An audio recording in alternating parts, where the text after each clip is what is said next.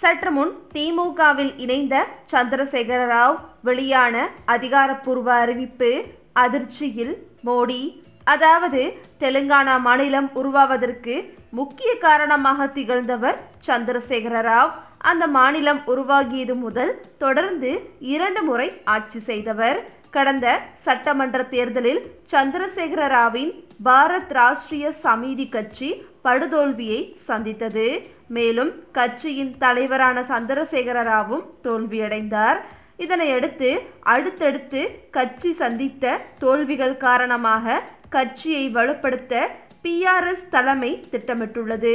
இந்த சூழலில் அண்டை மாநிலமான தமிழ்நாட்டிற்கு PRS கட்சியின் நிர்வாகிகளை அனுப்பி திராவிட கொள்கைகளை பின்பற்றி திமுக எவ்வாறு ஆட்சி செய்கிறது என்பதை அறிந்து அதை தங்கள் மாநிலத்திலும் செயல்படுத்த PRS முடிவு செய்துள்ளது.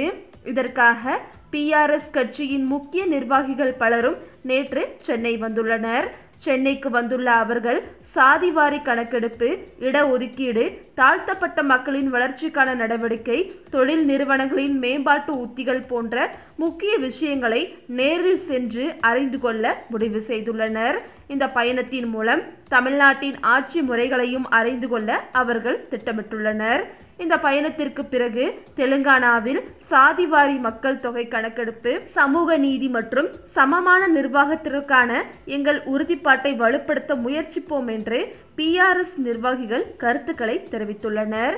மேலும் தெலுங்கானாவிலிருந்து சென்னை வந்துள்ள PRS கட்சி நிர்வாகிகள் இந்த சுற்றுப்பயணத்திற்கு உறுதுணையாக உள்ள தமிழக முதலமைச்சர் மு.க.ஸ்டாலினுக்கும் அமைச்சர் உதயநிதி ஸ்டாலினுக்கும் நன்றிகளை தெரிவித்துள்ளனர்.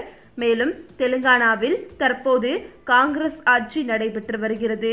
மக்களவை தேர்தல் மற்றும் சட்டமன்ற தேர்தல் இரண்டிலும் படுதோல்வியடைந்துள்ள PRS கட்சி மீண்டும் தங்கள் கட்சியை வலுப்படுத்தும் நடவடிக்கைகளை தீவிரப்படுத்தியுள்ளது. இதனால் தற்போது அந்த 13 பேர் கொண்ட குழுக்களும் சந்திரசேகர ராவ் கூடிய விரைவில் திமுகவில் இணைய அதிக வாய்ப்பிருப்பதாக கூறியதாக தகவல்கள் வெளிவந்துள்ளது.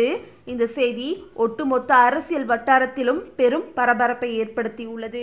அதற்கான முன்னோட்டத்திற்காக கூட தற்போது இந்த 13 பேர் கொண்ட குழு நிர்வாகிகள் அனுப்பப்பட்டுள்ளனர் என்றும் பலரும் கூறி வருகின்றனர். ஓகே விவோஸ், இதை பற்றி நீங்கள் என்ன நினைக்கிறீங்கன்னு உங்களுடைய கருத்துக்களை கமெண்ட்ல தெரிவிங்க. இந்த வீடியோ உங்களுக்கு பிடிச்சிருந்தா லைக் பண்ணுங்க, ஷேர் பண்ணுங்க, மறக்காம நம்ம சேனலை சப்ஸ்கிரைப் பண்ணிக்கங்க. தேங்க்ஸ் ஃபார் வாட்சிங்.